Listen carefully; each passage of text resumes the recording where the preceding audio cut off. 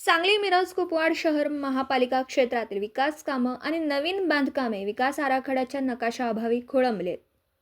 या सर्व प्रकारामुळे जनतेमध्ये शासनाविरोधी प्रचंड असंतोष तयार होतोय.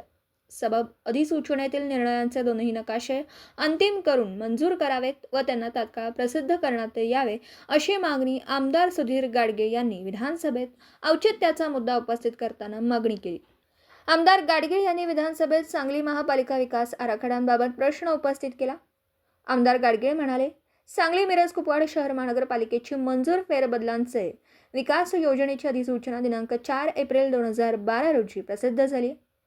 तसेच दिनांक 2 जानेवारी 2015 रोजी नगर विकास विभागाकडून शुद्धीपत्रक प्रसिद्ध करण्यात आलं होतं. त्यावरील हरकती सूचनांचा विचार होऊन दिनांक 3 मार्च 2016 रोजी उर्वरित सारभूत स्वरूपाच्या फेरबदलांच्या अंतिम अधिसूचना प्रसिद्ध करण्यात आली. वास्तविक दिनांक 4 एप्रिल 2012 व 3 मार्च 2016 या दोनही अधिसूचनांच्या प्रसिद्धीसोबतच त्यांचे विकास योजनेचे नकाशेही प्रसिद्ध होणं आवश्यक होतं. परंतु अधिसूचनेतील निर्णयांचे डच व एसचे दोनही नकाशे अद्यापही तयार होऊन प्रसिद्ध झालेले नाहीत व महानगरपालिकेकडे आज अखेर शासनाकडून उपलब्ध झालेले नाहीत. या दोनही नकाशाच्या शासन निर्णयांमध्ये काही त्रुटी व विसंगती आहेत. त्यासाठी शासनाच्या नगररचना आणि नगरविकास विभागाने दुसऱ्या शुद्धीपत्रकाचा प्रस्ताव नगरविकास मंत्री यांच्या मान्यतेसाठी सादर केला. या सदरच्या दुसऱ्या शुद्धीपत्रकाच्या मंजुरीस सादर केलेला प्रस्ताव मागील बऱ्याच कालावधीपासून प्रलंबित आहे. यामुळे महानगरपालिका क्षेत्रातील अनेक विकास कामं खोळंबली आहेत. तीनही शहरांचा विकास कामं व नवीन बांधकामं खोळंबली आहेत. या सर्व प्रकारामुळे जनतेमध्ये शासनाविरोधी प्रचंड असंतोष तयार होतोय.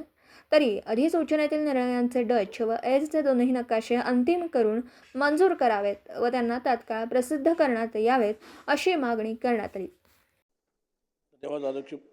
धन्यवाद अध्यक्ष महोदय.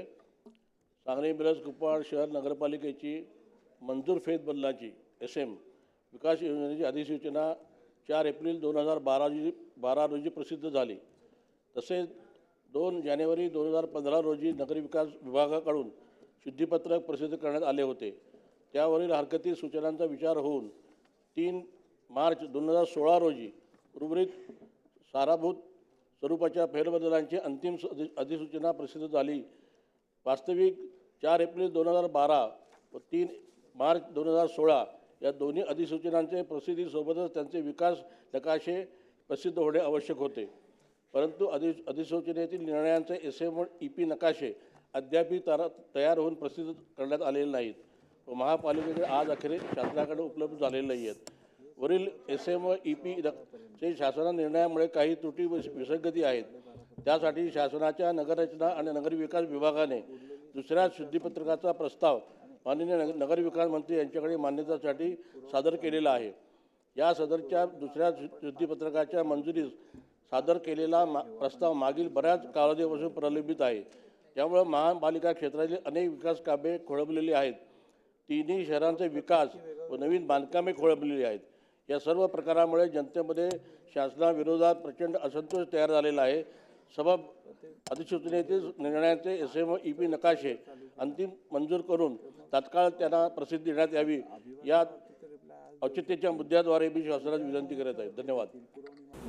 दिवसभरातील घडामोडींचा आढावा घेण्यासाठी पाहत रहा N24 मराठी न्यूज चॅनल.